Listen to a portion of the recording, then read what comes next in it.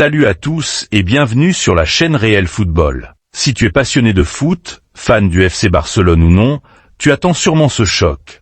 Le match retour de la Ligue des Champions entre l'Inter Milan et le FC Barcelone. Le match se jouera à 21 h au stade Giuseppe Meazza, aussi appelé San Siro. Il sera arbitré par Szymon Marciniak, un arbitre polonais reconnu pour son expérience dans les grandes compétitions européennes. Le match aller s'était terminé sur un spectaculaire 3-3, ce qui veut dire que l'équipe qui s'imposera ce soir se qualifiera pour la finale prévue le 31 mai 2025 à Munich. Robert Lewandowski est de retour de blessure, mais il ne devrait pas débuter comme titulaire. Alejandro Balde, un élément important de l'équipe, est incertain à cause d'une blessure. Pour Barcelone, 3 joueurs seront décisifs: Lamine Yamal, Pedri et Szczęsny. S'ils ne sont pas en forme, Barcelone risque gros. Yamal surtout, après son show au match aller, pourrait encore une fois faire des dégâts à la défense de l'Inter.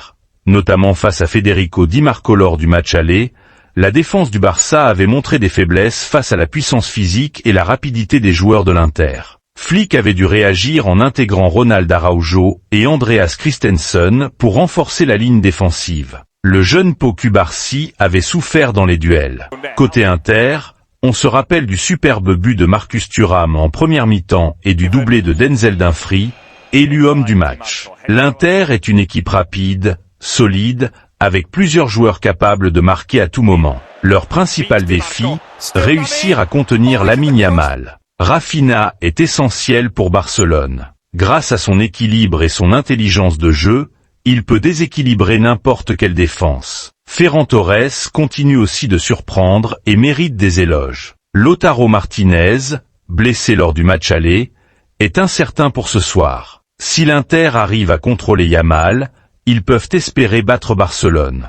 Mais si Araujo joue et que Balde est disponible, le Barça pourra améliorer ses transitions sur le côté gauche. Rafinha devra être bien utilisé à son poste naturel, et Pedri devra tenir physiquement face à des joueurs très costauds. L'Inter semble légèrement favori, surtout en regardant les statistiques et leur expérience des grands matchs. Mais rien n'est joué. Tout peut arriver ce soir. Si tu as aimé la vidéo, n'hésite pas à liker et à t'abonner à la chaîne YouTube Réel Football.